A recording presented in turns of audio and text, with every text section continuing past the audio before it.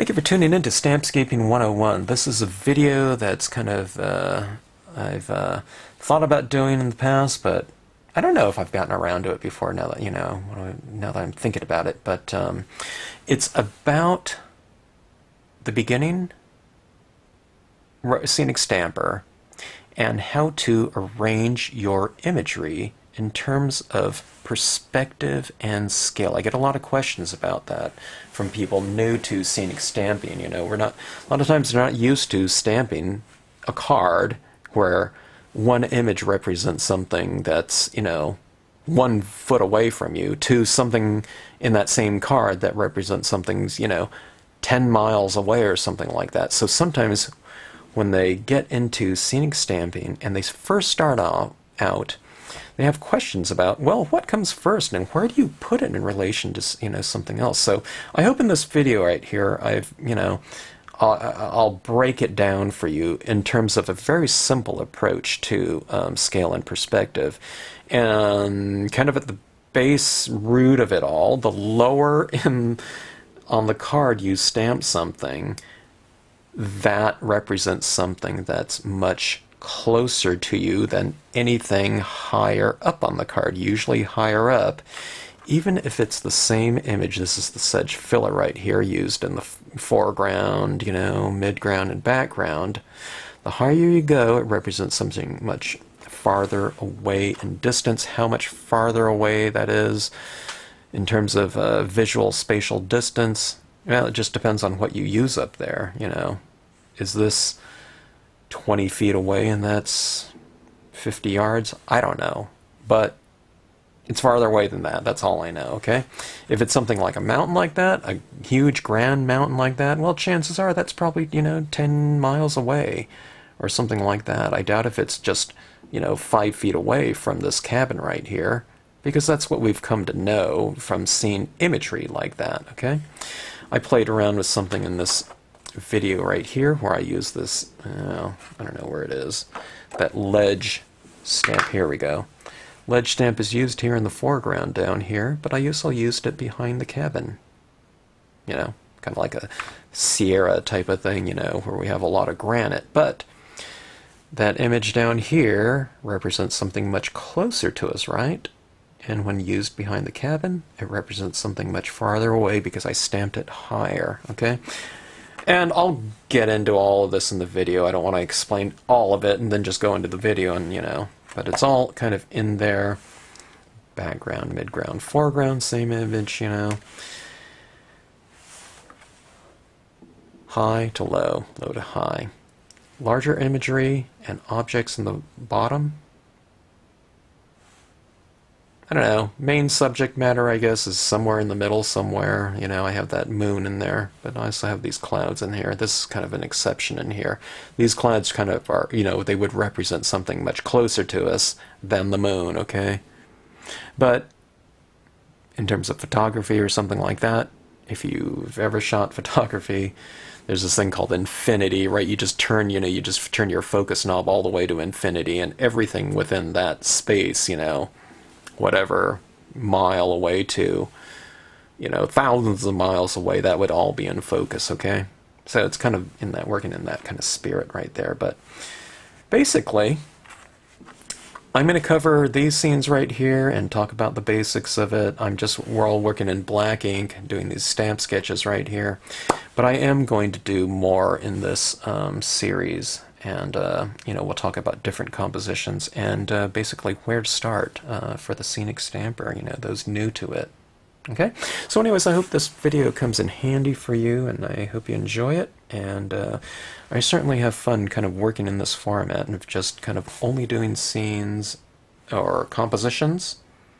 And then chances are I'll probably get back to some of these and color some of them in, But it's one way to work, just kind of all monochromatic, and just to kind of create these different scenes like that you can kind of color in.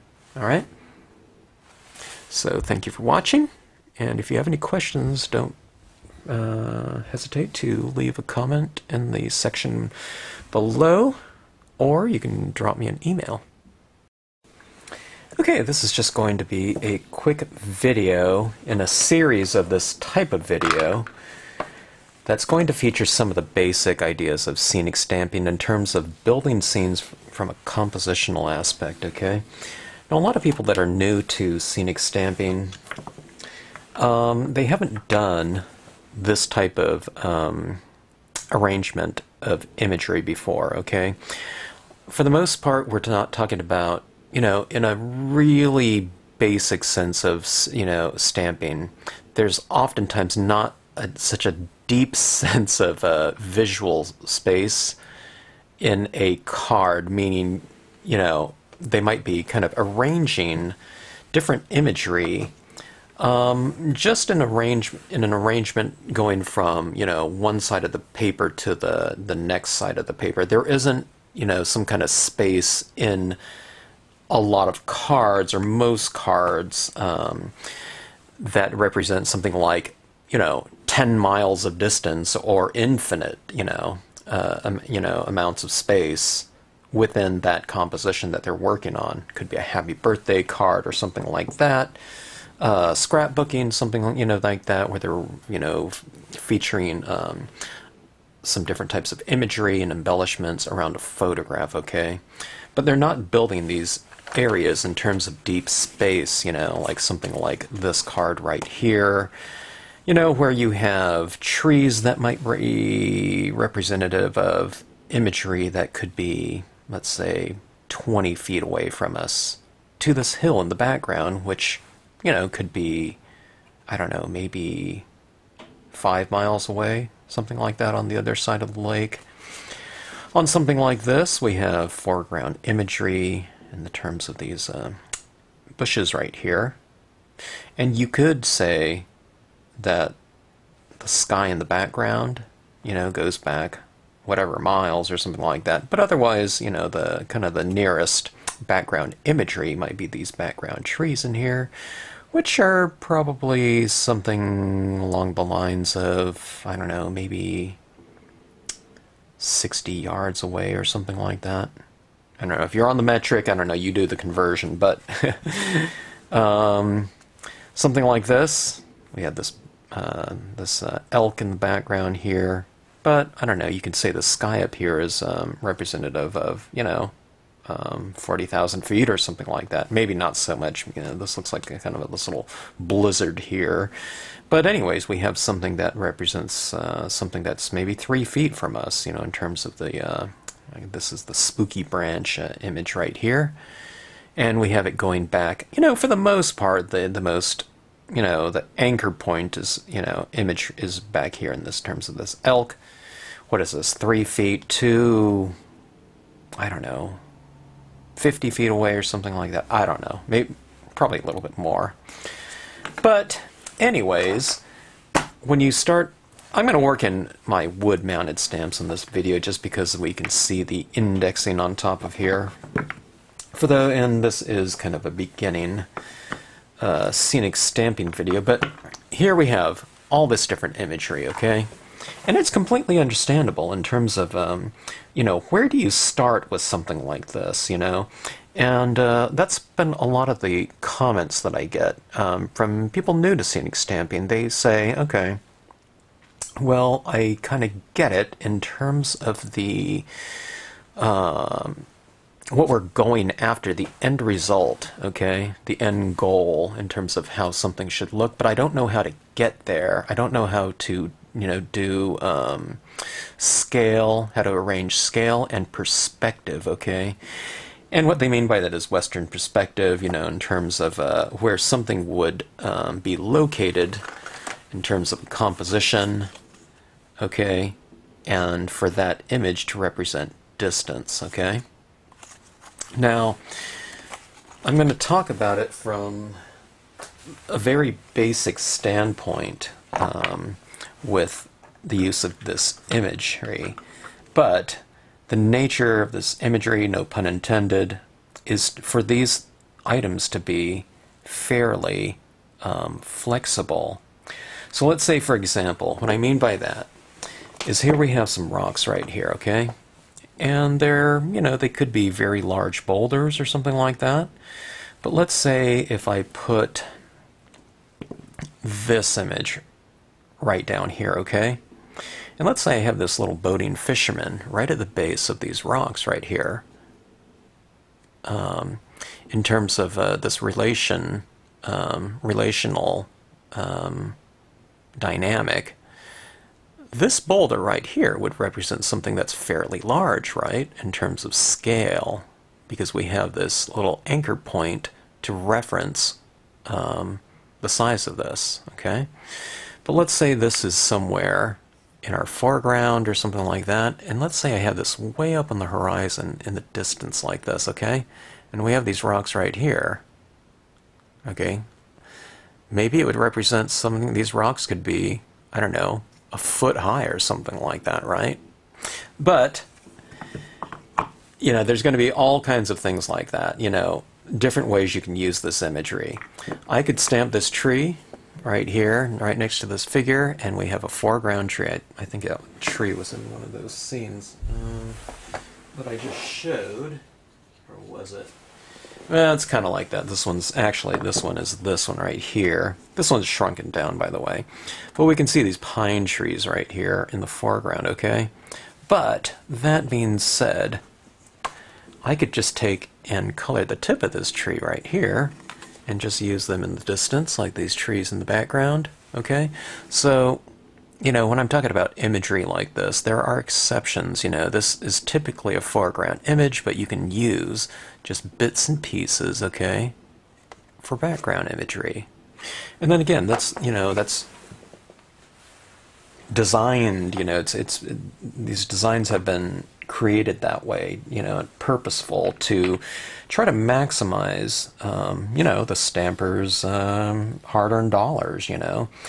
And for me, as a stamp designer, I want to get the most amount of my time working on a design, you know, to be able to use it in a lot of different ways. Okay, now a cabin is always going to be a cabin, okay?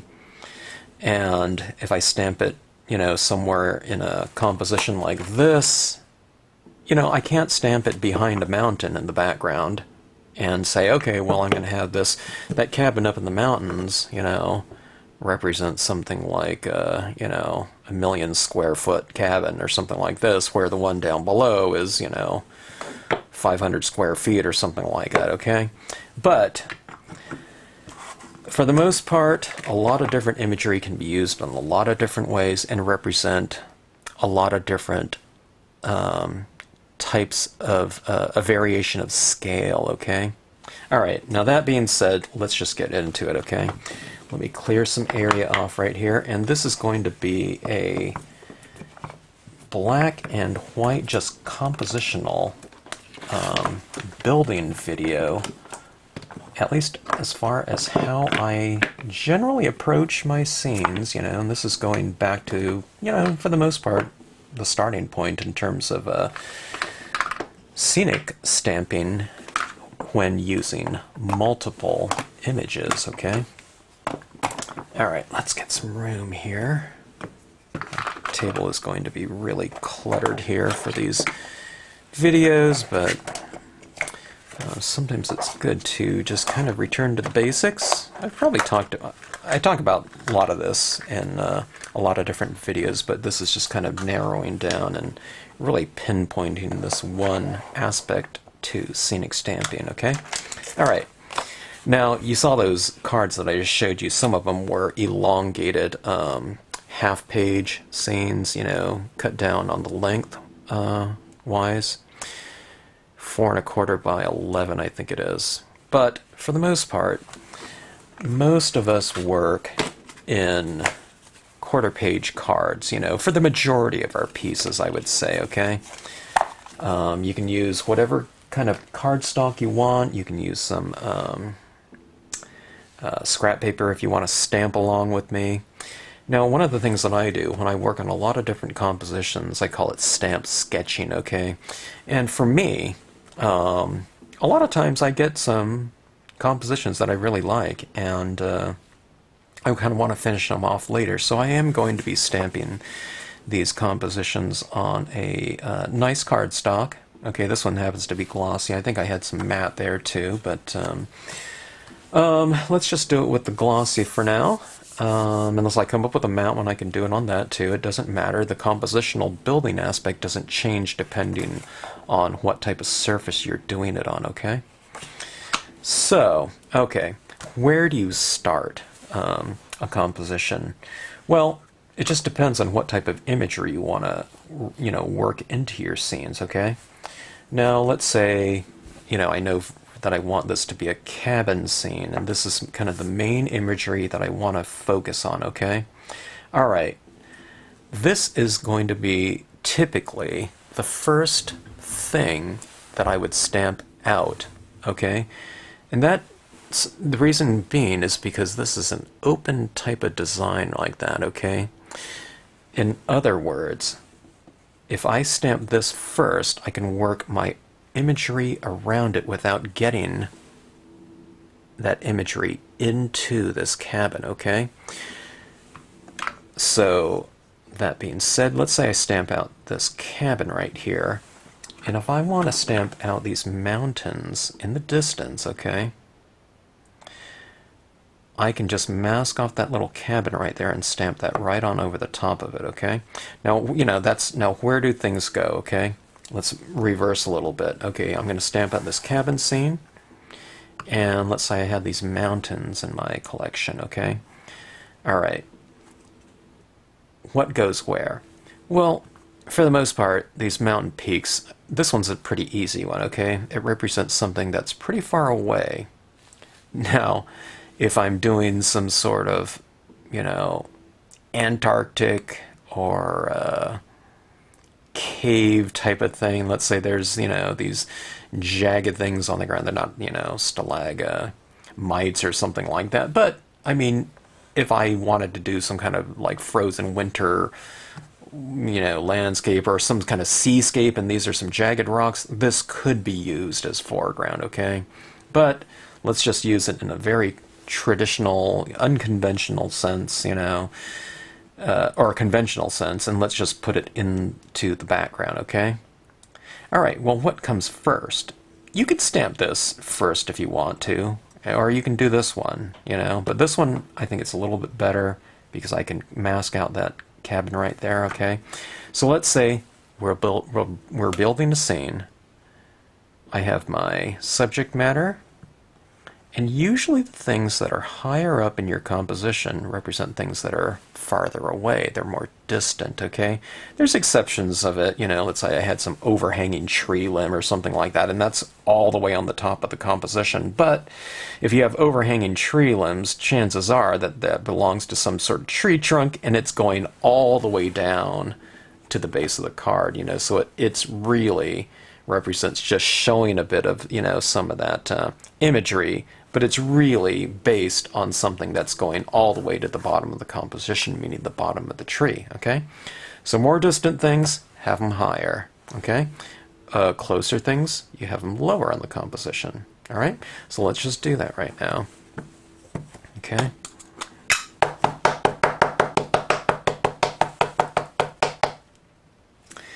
I need to re-ink my pad here. I'm using a dye-based ink from Marvy. It's probably my favorite black ink.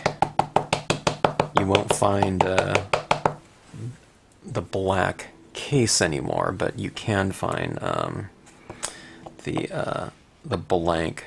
I inked that up too much. I'm just going to wipe some of it down a little bit. I just kind of soaked it back up into the pad here, but all right. This is going to go right here. Okay. I'm making that cabin my midground scene, okay? Now I'm not going to, now we can color that cabin brown and the trees green and things like that, but we're just talking about, keeping this video on a compositional level. Okay? Where do we put the mountain? The mountain's going to higher up, right? Because it represents something farther back in the distance, okay? All right, now it actually went off the page. No problem. We often do that. In scenic stamping, we go right off the page, and it represents kind of a smaller area within a greater whole, okay? All right. Now, filling in here, we can put other things in the foreground like that. We can put a little pathway leading up to the cabin. Let's just do that. I think that'll look kind of nice. All right, but where does something like this go? Okay. I mean, you wouldn't have it higher, right? I don't know what it would represent. A river going off into the distance, or kind of a flash flood or something like that. But just in general, okay, if you have these kind of lead-in images, okay, I did another video called lead-ins in the past, but I'm just stamp that right off down here. Okay, it represents something closer to us, so I'm stamping it lower in the composition. Okay, and I have this grass filler stamp. This grass filler stamp is a really good universal image. Okay, it can be used in the backgrounds, it can be used in foregrounds. Okay, something like this. Put a little texture on that gravel path, dirt road, whatever. It's called Crooked Path, the official name of the design. But there we have our base for coloring with it, with whatever colors media you choose to use. But one of the things that I like to do too in just about all of my scenes is I really like to push the depth in a scene. So here's a tree right here, okay? Now where do you put it? I could put it somewhere within the composition like this. I think it would look kind of weird with most of these trees being this height, okay, on the cabin with fence stamp, okay, and to have this tree going in the background, it would really look kind of out of scale, right, to be towering over all those trees, because we do have the cabin right here, so those trees represent something that are, you know, fairly tall. They're going over the rooftop. So my foreground imagery is typically lower down on the horizon, okay?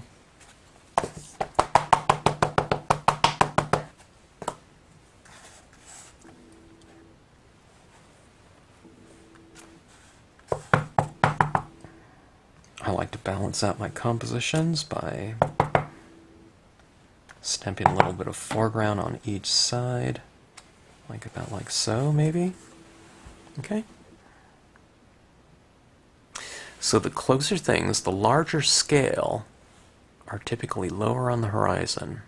If something represents something farther back, higher, okay, on the card. Okay, so we can add more imagery into that if we want to, but I think that one looks pretty good as is. When I start coloring in my scenes and doing my colored treatments, ink applications, etc., a lot of times things come up and I think, okay, I'm going to add more of this or that. Okay, so what do we have right here? For the most part, we have background, midground, and foreground down here, right? 3 layers. We don't always have to have all of those layers in there. You can just have an, you know, something that's basically infinity, a sky scene or something like that, a Milky Way, a galaxy or something of that sort. Kind of skyscapes. You really don't have, well, sometimes I have foreground. I'll put a tree or something like that in the foreground and the moon in the background. You know, that's a cool dramatic scene. What do we have? We have 2 layers of depth in that type of scene. Okay? Alright. Now let's take a look at something else. Let's take a look at playing around with imagery. Let's do the same image here with the cabin with fence, okay? And I'll show you where you can tweak things using your existing imagery, but we'll still do it in the spirit of depth, okay? Okay, let's say we're stamping something in the high Sierras in California, okay? There's a lot of granite in the high Sierras, Yosemite, Mammoth, Lake Tahoe, etc. Okay, so we have our cabin with fence. There it is. It's kind of our, right now it's the closest thing to us, so it's our foreground. But let's see how that changes with the use of one stamp. Okay, this is the ledge stamp. It's just a bunch of bare rocks, okay? Alright. What is this? Is this background? Or is this foreground? Okay.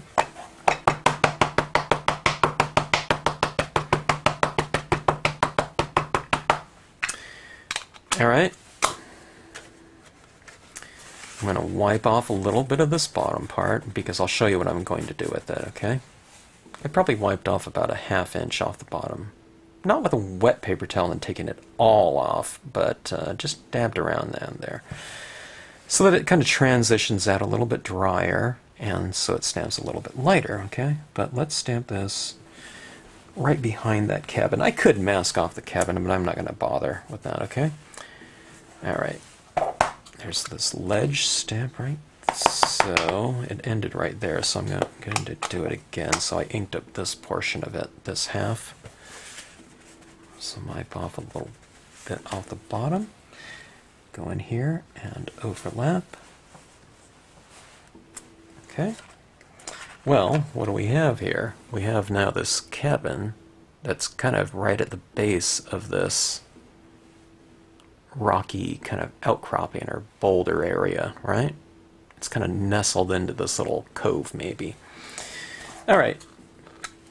It's very high up on the composition, right? It goes off the top of the scene, in fact, right? So that represents something that's farther away than the cabin, because the cabin is lower.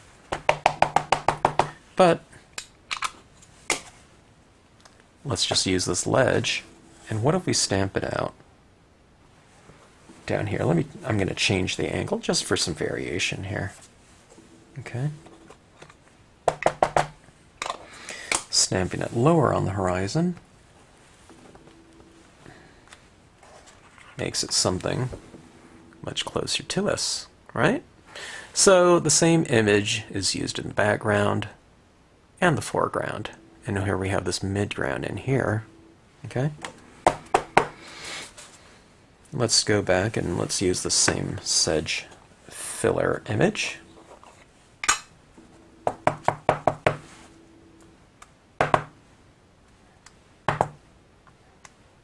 You'll notice with the Sedge filler you don't have to do any masking at all. I'm just stamping it right over those rocks. No big deal. And we have some grass that kind of fills in that whole mid-ground area, right? And here again we have these trees in here. Well, if you want to, let's add some foreground imagery. Where do you use the foreground imagery? Lower on the horizon, right? Okay. So let's try some of this.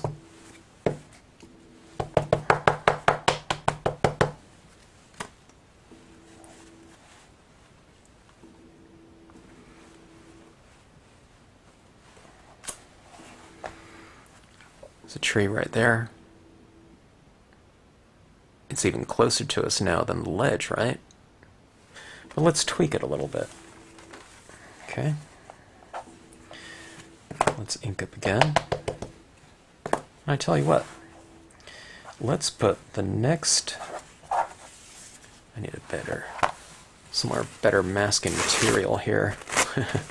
My masking material, a used paper towel. Alright. You can use a new paper towel too, but okay, I'm just going to mask off my ledge here a little bit, okay? So this is stamping kind of higher than this tree, right? But I'm stamping it behind this ledge. So here's this tree coming out here. It's a little bit higher on the composition, right?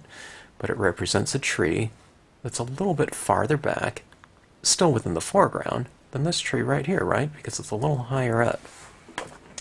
Alright, So there, I mean, there's no right or wrong, as you know, as far as where you place items. You can do whatever you want. But this is kind of not to confuse someone as to where to use it, but it's just kind of pointing out the fact that, you know, things are very flexible in terms of scenic stamping, especially when you're talking about the repetition of form and whatnot. It only takes you know, someone a couple times to do this before they really start getting the hang of it, and they get really comfortable, and pretty soon you're not really even thinking about near, far, and kind of specifics about the location of a given stamp, okay? Because you can use it. Here it is, that same pine tree used in the foreground right here. The ones that are closer to us, you know, are lower on the horizon, are closer to us. The ones a little bit higher up represent something a little bit farther away. Let's look at some areas in here, okay? Let's just use the same tree stamp. I'll mask off a little bit of this grass here in the distance, okay? And where are these going? Higher up on the composition right here. So they represent something farther away. They're even farther away than these trees right here in the cabin fence stamp, okay? Okay. Let's do a couple more of these. And I'm going to try to keep this video down to, you know, a shorter time frame. But I'll do more of these videos here. I just don't want to make this one into a, you know, a 3-hour video or something like that. Although it's tempting, because when you start stamping out these different compositions too, sometimes, I don't know, there's a different kind of spirit to it, and I can just, you know, just start cranking them out because, I don't know, and it's probably using a different part of your brain than to stamp out, you know, a composition, and then start to color it in and do all this little special effects where you're thinking about different emotional qualities of it. I don't know, you're probably using your left brain in the composition and the right brain and you know, in the finishing off of it and the details and things like that. But doing the composition sometimes, you know, it's not a bad way to work, just to do a bunch of compositions all at the same time, 20 of them or whatever, and you'd be amazed, you know, at just how kind of the time flies, and the different compositions that come to mind that you don't normally, or you maybe wouldn't normally think about if you were just doing the cards from beginning to end in that type of order, you know, one card at a time, in other words. Okay. That being said, let's try something with grasses, okay? Alright. Here's 3 different types of grasses. Here's some cattails even, okay? But let's say, where do you put something like this? Well, again, this one's kind of a hard one, because something so kind of general as something like grass, I could have this in the foreground, as we've seen with that cabin stamp, okay? It fills in right in here, kind of in the midground, but it can go all the way down to the bottom, and it would be foreground, right? I can put that grass behind this cabin, and it would be rolling hills in the distance, okay? And I've done that on other videos before. Okay. Let's just stamp this out. I'll stamp it a little bit lower so you can see it used in both foreground and midground and background, okay? Okay, sedge filler.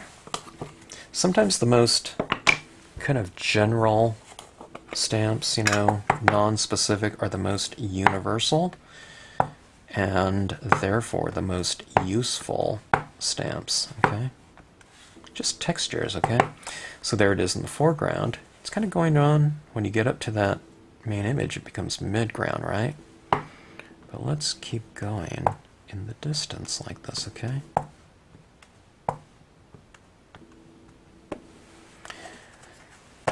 Foreground, midground, distance. Alright? Kind of looks weird, but with nothing else in here, Alright. I was going to stop this video and go get my other stamp, but let's just use this stamp right here again, okay? Any kind of pine tree will do it, or tree in general, okay? Now, sometimes you can't necessarily make a really tiny tree like that bigger like this in terms of scale, right? But oftentimes you can use the tree tips for smaller ones, so selective usage of the design. Okay. So let's go like this. It's going off lower in the horizon. Now, it is the same height as a lot of the Sedge filler, but when you're doing it right off the edge of the card, it does represent something that maybe that tree goes down, you know, farther down, as opposed to taking it and stamping it as a whole where you have the trunk right here, okay? I think it's better to have it coming in from the bottom. Okay? But let's look at these, you know, these different, you know, these rolling hills in the background. Okay?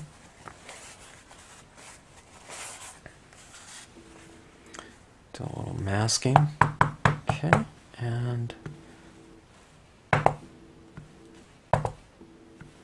in theory you can create a whole forest from one tree stamp, right?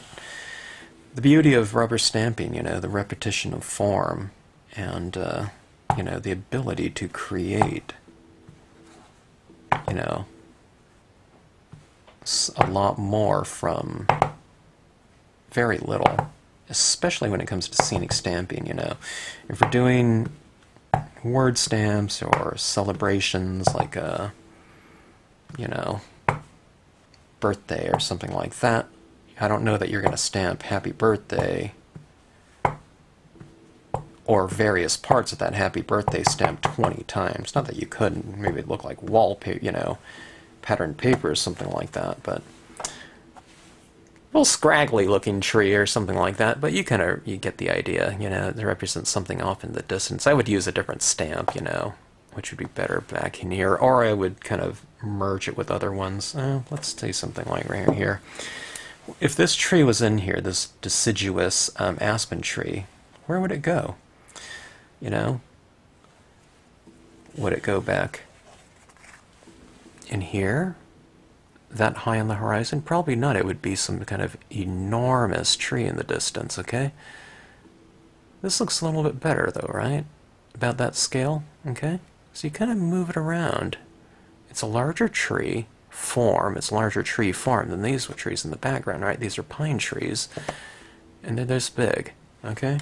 So when we're talking about a tree this big, even if this was, you know, small on a sapling, you know, you wouldn't have this thing that's twice as large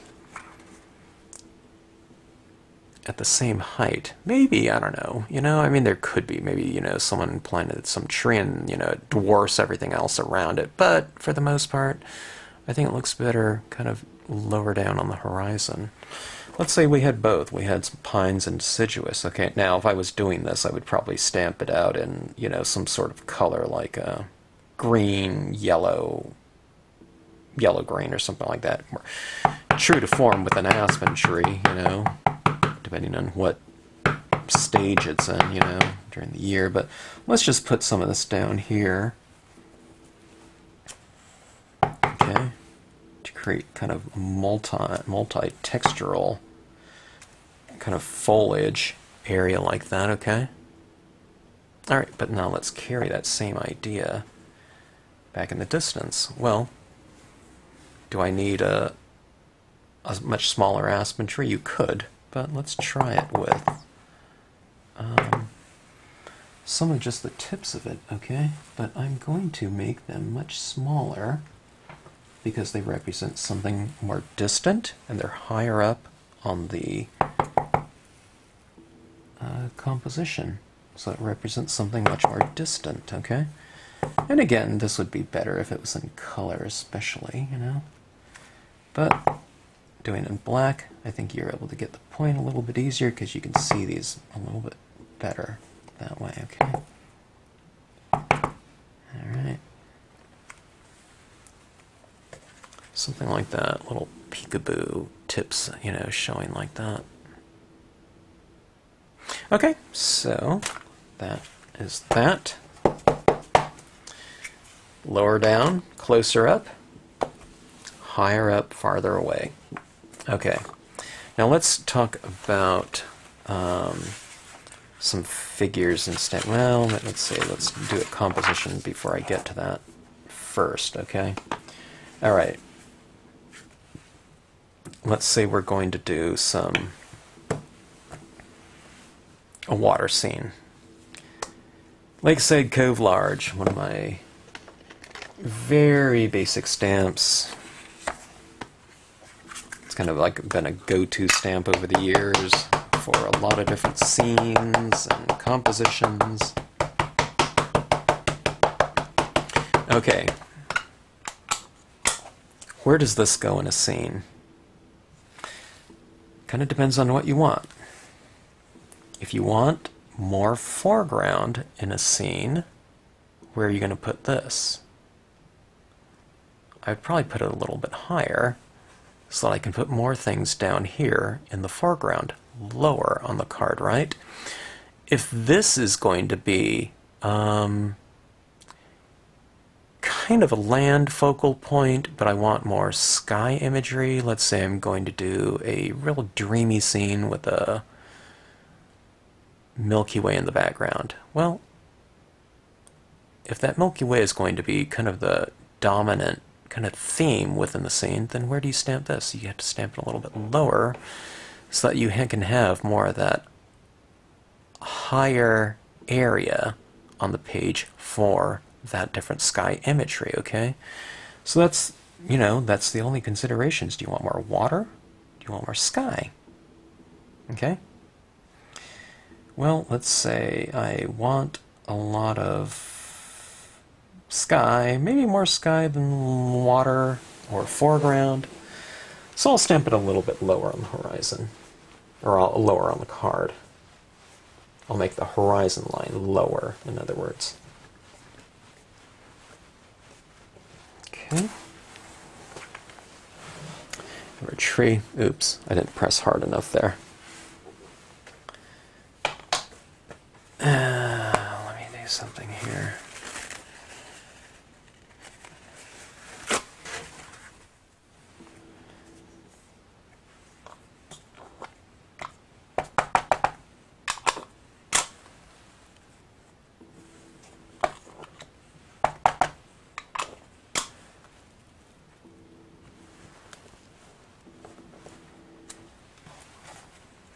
And there you have it. Alright, back to the theme of this. Alright, so this is stamped kind of lower on the horizon. It almost goes down like to the bottom of the scene. Alright? What goes up here? Well, could be something like a mountain. That's something that's farther away, right? It's more distant. You could stamp maybe a moon or something like that, coming up over the trees. We had that kind of that lunar eclipse, you know, just last week. I watched it for about 3 seconds, but where is this? This represents something that's, I don't know, how many thousand miles, you know, was that away? But it's basically, in terms of like photography, it's infinity. We can do something like that, right? Oh, here, let me do a couple of these because I just thought of something.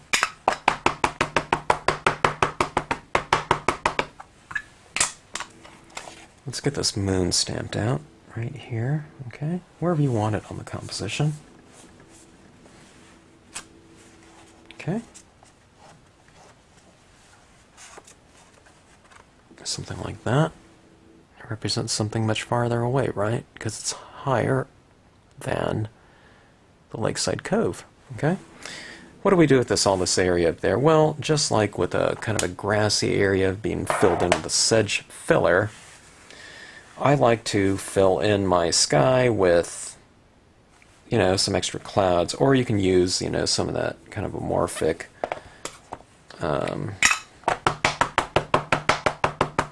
you know, striations of this image. You don't want two moons up there necessarily, though, unless you're you know, stamping out some kind of Star Wars scene or something like that.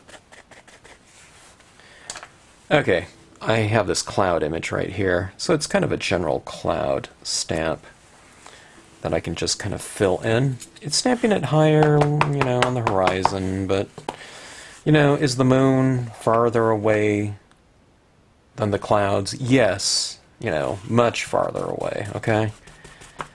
But like I said, you know, in terms of like photography, you know, if you're shooting clouds and the moon in the background, it's all going to be, you know, infinity, you know, in terms of, you know, the distance there. Okay. I happen to be stamping this cloud kind of upside down, because in this cloud, you know, one little aside here is the, you know, the lighting is coming from above, so on something like this, if the lighting is coming from below, you're flipping it around so that these clouds are bottom lit. Okay, so we have something like that. I don't know, I can have a little bit of this texture, you know, filling in over here as well. Okay, something like that, right? And then if I want to, I can have some foreground imagery like this coming in from the bottom of the scene, right? Because these trees represent something much closer to us. Okay, but here's something that's kind of fun. I'm not even going to bother re-inking this. I'll just put another image of this moon right here. Because what does this do? You know, it's a lake scene, right? So it's kind of like a mirrored surface right down there, so you can put some of this moon down here. That moon is much farther away. This moon right here, in terms of the reflection, much closer up to us, right? Because it's more of a foreground imagery, because it's just being reflected off the water's surface. So it's kind of a fun way to bring, you know, sky into the foreground, you know? It's one of those little tricks that you can do in scenic stamping. And plus, when you do something like that, you make the water surface seem much more reflective when you add those reflections of the imagery in the water. Now, you can do the same things. You can, when I'm coloring this in, I can, you know, put a little bit of color on those clouds, and I can bring that color down into the water as well. But we're talking about compositions here, so I don't want to get, you know, off the subject too much like I always do in my videos. Talking about other things and going off on these tangents.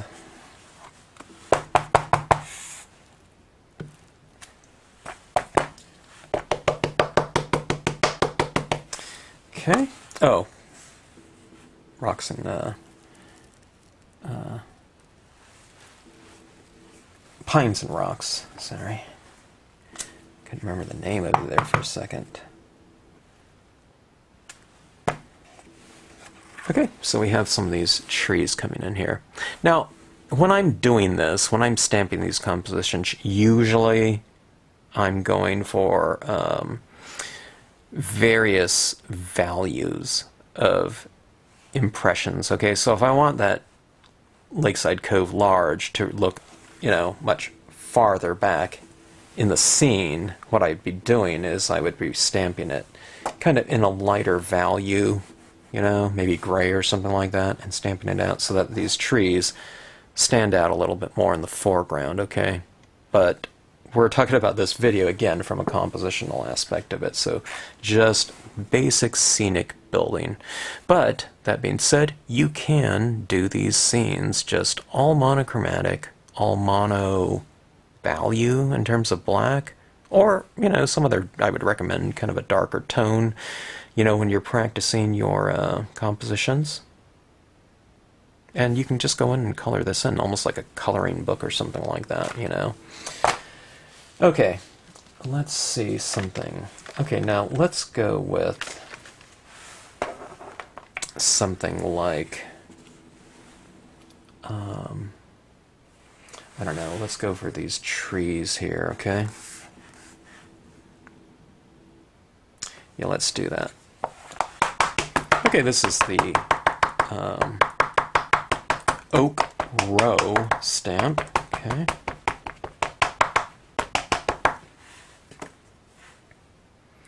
Let me show you how to, you know, kind of have foreground. It's very low on the horizon, right?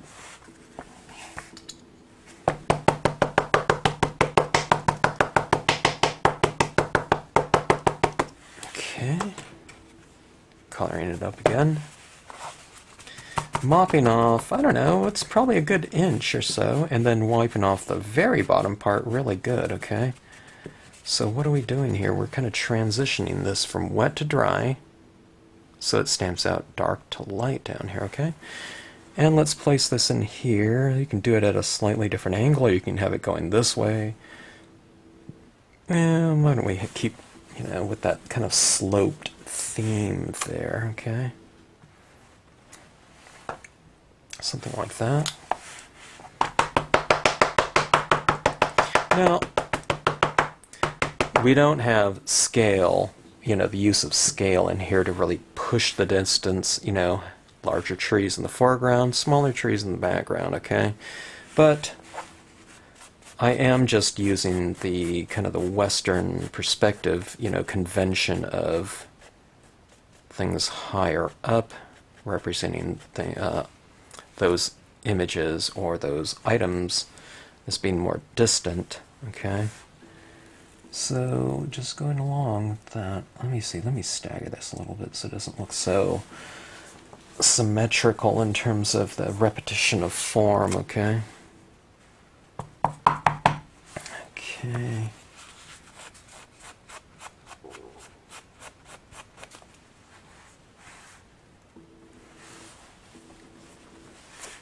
Okay, so we have those 3 layers of trees right here, okay? We have foreground, midground, and background right there. Right, what can we put up there? Well, you can put anything you want. I could even have like a little bit of cloud or something like that coming from the horizon. I can have it coming from above. I can put, you know, this could be a moon scene where I have this moon kind of peeking out from behind those trees in there. This one's called the Hot Sun.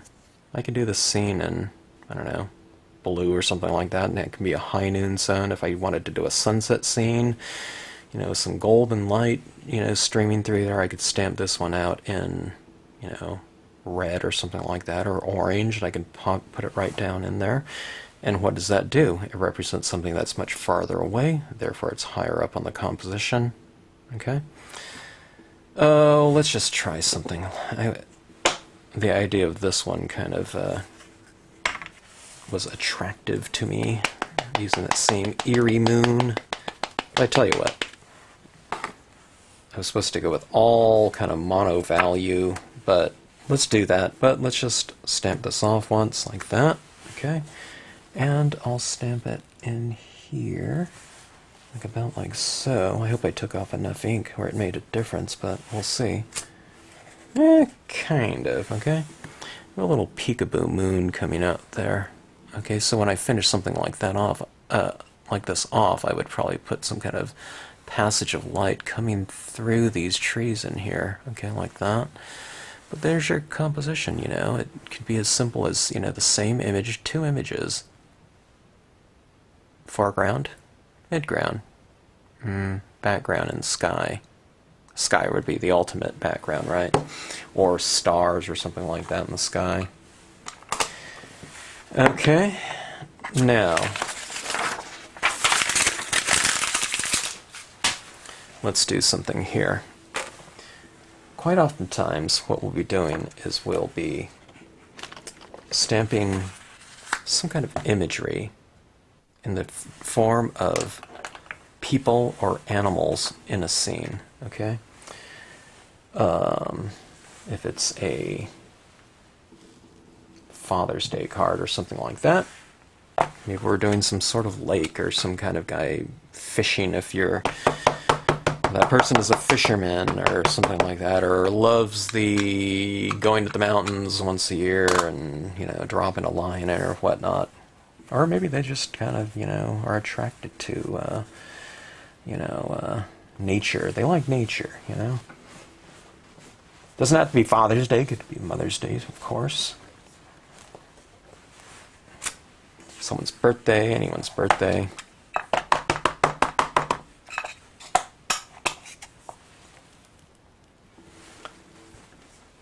Okay, let's do a couple of these, okay? Oh, I don't know, I just did that on the horizontal format. Overlap that, no masking needed. Okay, let's go for another one of these.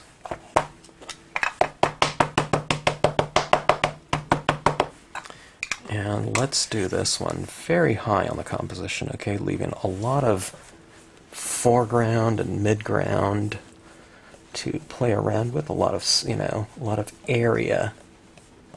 Okay. Kind of setting the scene, so to speak, for something. Let's go with some foreground in here. Let's go with some cattails. Oops, I smeared that. That's all right. Okay.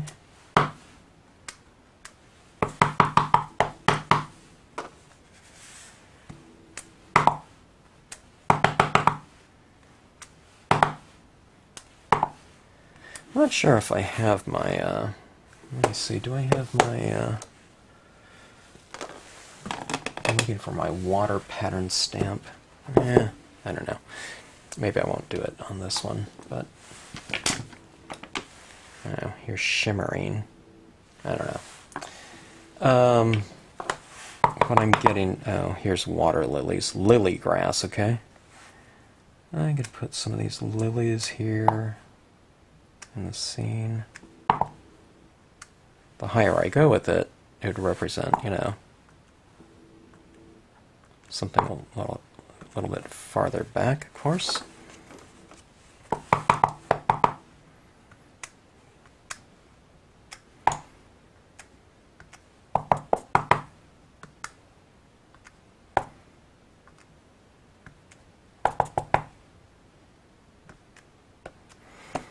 Okay. Lily grass. Stamp it lower. Lily grass is closer. Stamp a little bit farther, higher up. It's farther away, but not too deep. You know, it's not that grass up there. Chances are doesn't represent, you know, some grass, lily grass, you know, a mile away or something like that. Okay, now figures. Where do you stamp this figure? Okay. Now let's say this is some little, you know, cove, you know, in here, you know, a little island or something like that. If I stamp this guy way back in the distance, it wouldn't be horribly out of place. I mean, I could be saying that these are some rocks here in the foreground, and these are some little saplings coming up. But, you know, I don't know.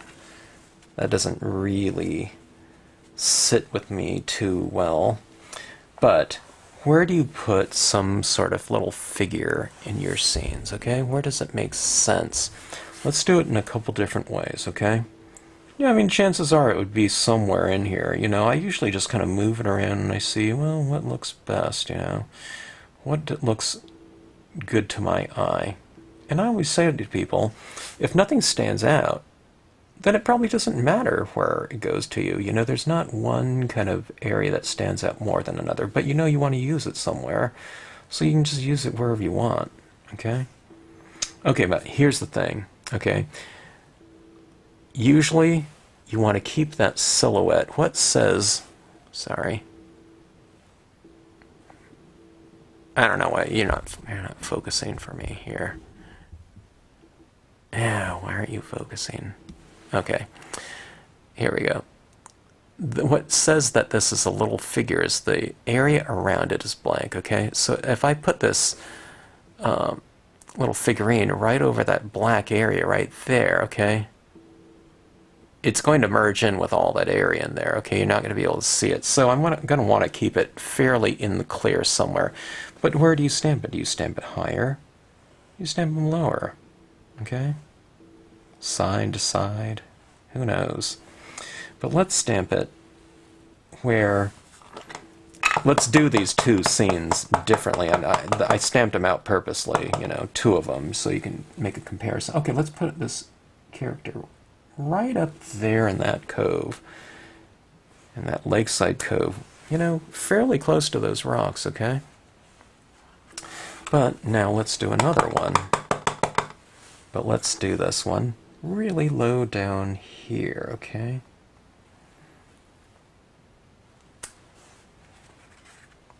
Okay, I know I purposely did this one kind of in portrait mode and this one in landscape, you know, horizontal.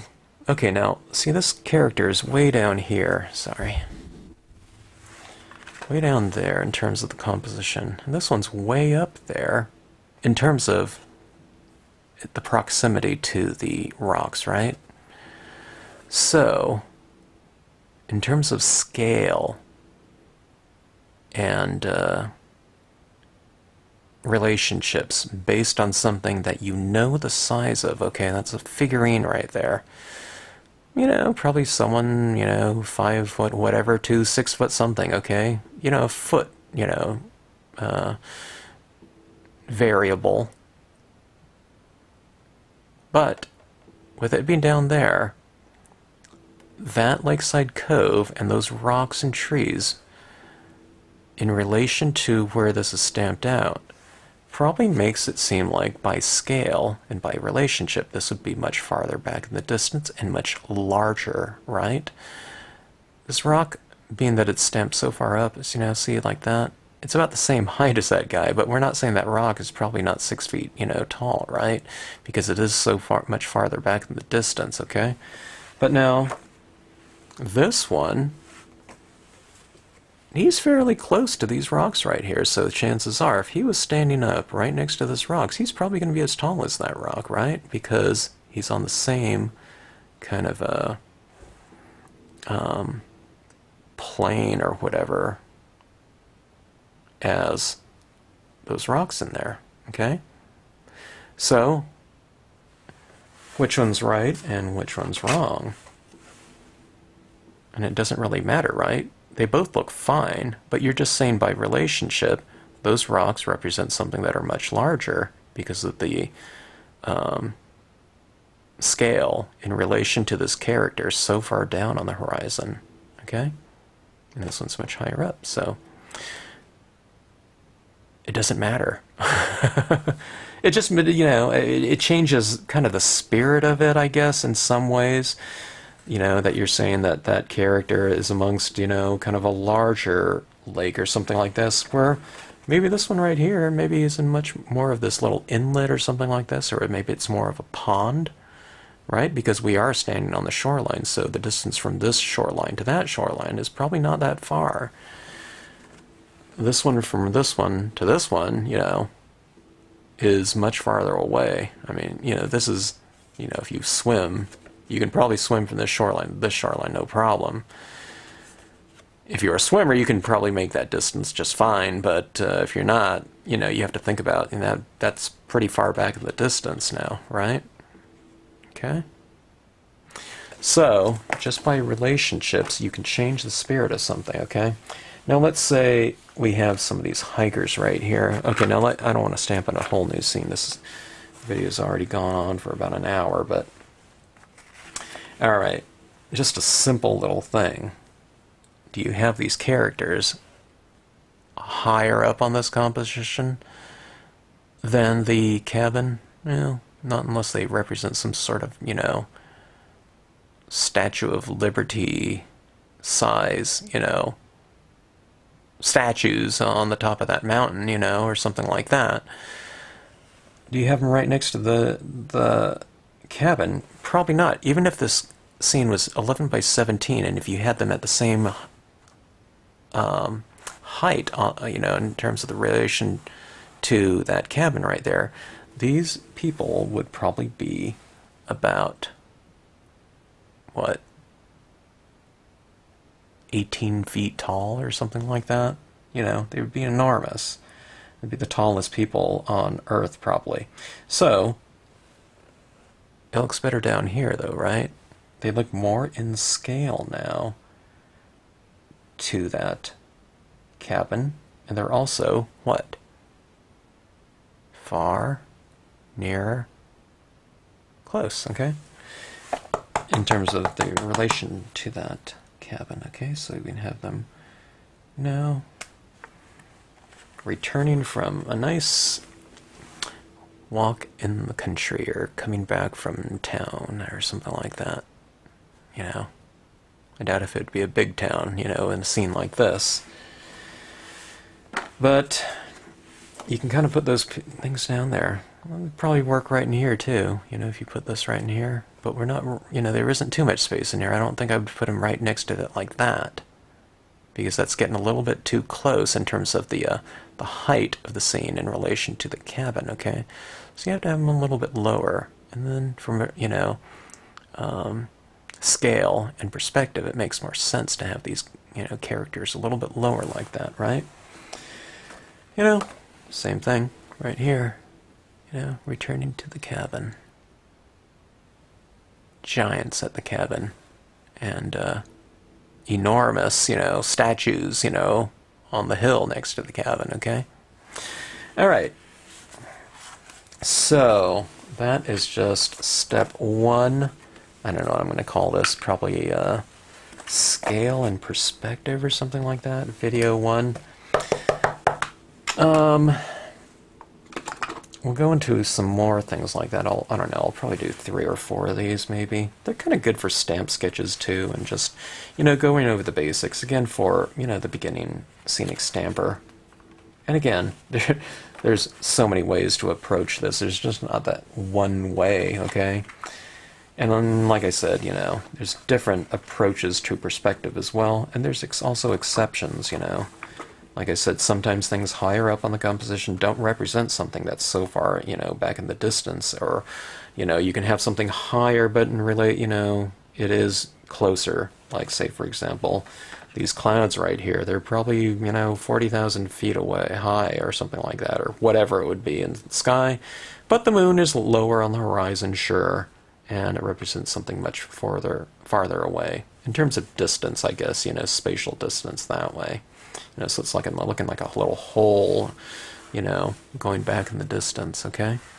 But anyways, stamp sketching, it's kind of a fun way to work, and I think I'll do a few more of these. I need to put out some, this is one of those types of exercises right here where I just end up with 100 different stamps cluttered on my desk and all in need of cleaning, but I don't know, it's kind of fun to do all these different compositions like that. I purposely stayed with the same imagery on several of these so you can do a compare-contrast thing, but I'll just use this as my kind of first scale and perspective lesson, you know, talking about some of the basics, and in future ones I'll just get into some different scenes, okay? And we'll look at kind of placement in regards to the representational size and scale of other imagery used around it, okay? I hope that made sense. It kind of, you know, kind of made sense to me, but thank you for watching, and I hope you enjoyed this, and I can't wait to get to some more compositions.